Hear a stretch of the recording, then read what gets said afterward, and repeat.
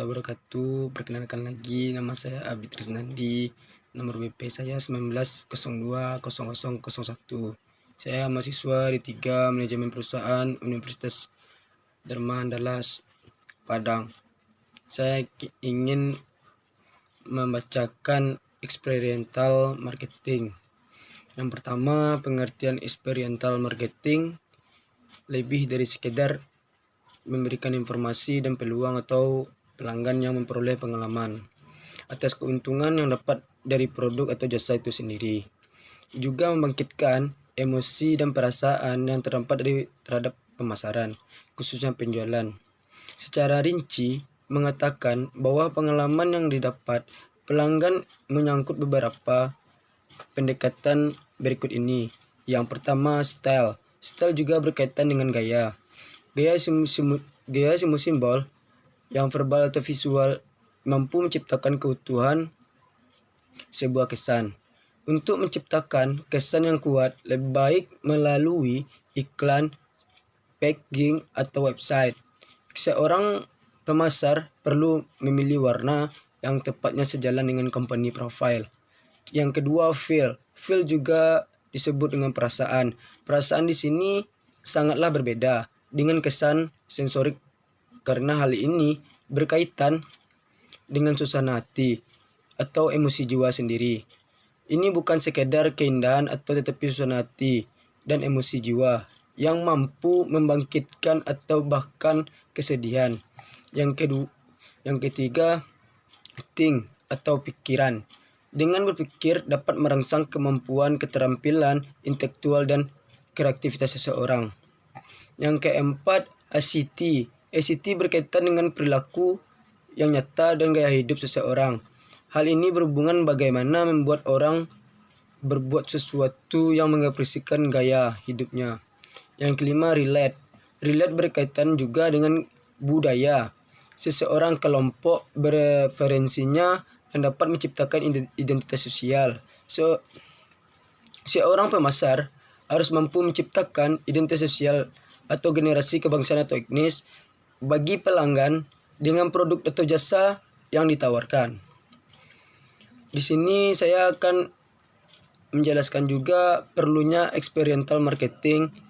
Experiential marketing yang menyatakan bahwa pengalaman merupakan dasar perekonomian baru untuk semua industri.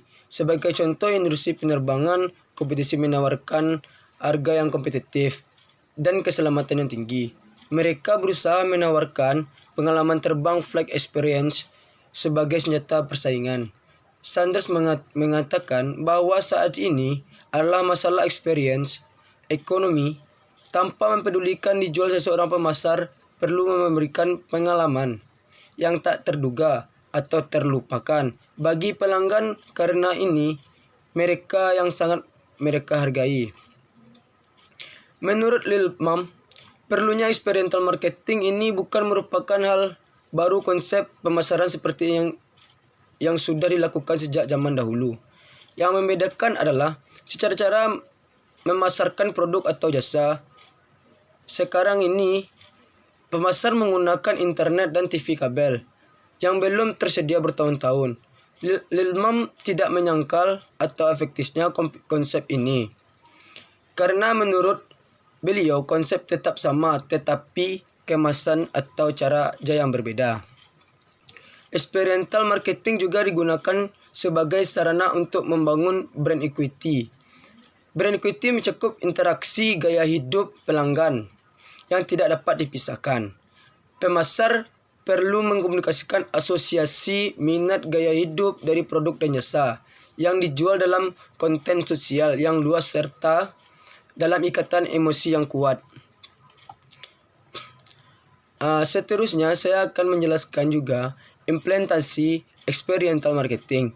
Di tengah persaingan antara perguruan tinggi dan merebut kepercayaan masyarakat, maka sudah selayaknya para pengelola perguruan tinggi harus berupa mengkaji berbagai strategi yang kemudian dapat dijadikan dalam pengambilan keputusan.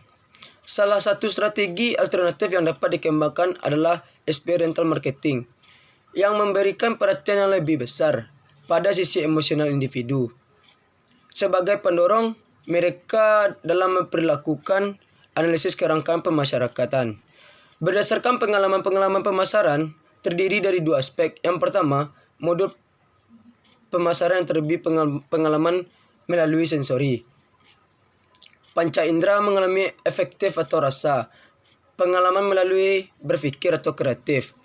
Secara integrasi oleh semua komponen di dalam kampus sebagai suatu rangkaian aktivitas yang struktur, sehingga mampu memberikan suatu pengalaman yang positif bagi mahasiswa.